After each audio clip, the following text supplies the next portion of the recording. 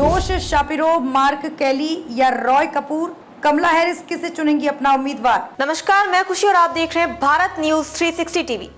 आइए रुक करते हैं आज की खास खबर की ओर।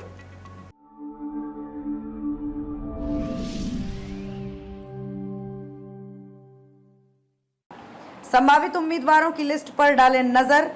जो बाइडेन के राष्ट्रपति पद की रेस से बाहर होने के बाद अब डेमोक्रेटिक पार्टी से राष्ट्रपति पद की उम्मीदवार कमला हैरिस होंगी।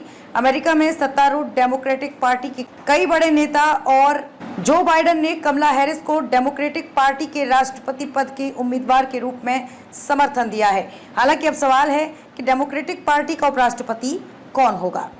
रविवार को जो बाइडेन ने अमेरिका के राष्ट्रपति के रूप में फिर से चुनाव नहीं लड़ने का फैसला किया है। अब डेमोक्रेटिक पार्टी के राष्ट्रपति पद की उम्मीदवार कमला हैरिस हैं।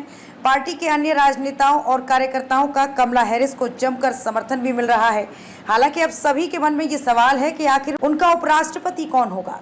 कमला हैरिस के लिए कितना मुश्किल होगा।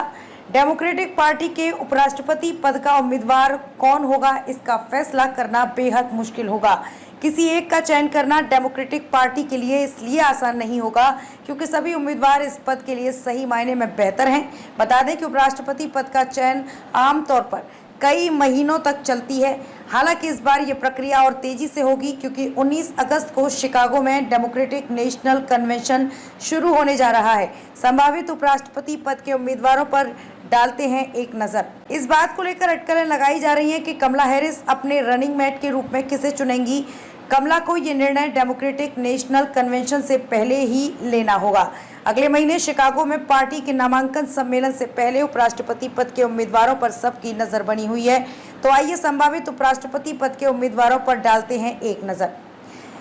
जोश शापिरो उपराष्ट्रपति पद के उम्मीदवारों में सबसे पहले आते हैं।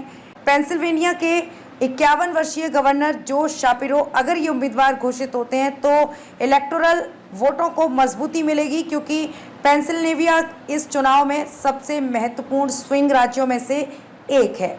जोश शापिरो एक प्रभावी वक्ता हैं। उन्हें 2022 में गवर्नर चुना गया था जब उनका सामना डोनाल्ड ट्रंप द्वारा समर्थित एक उम्मीदवार से हुआ था। शापिरो ने पहले पेंसिल्वेनिया की अटॉर्नी जनरल के रूप में भी काम किया था।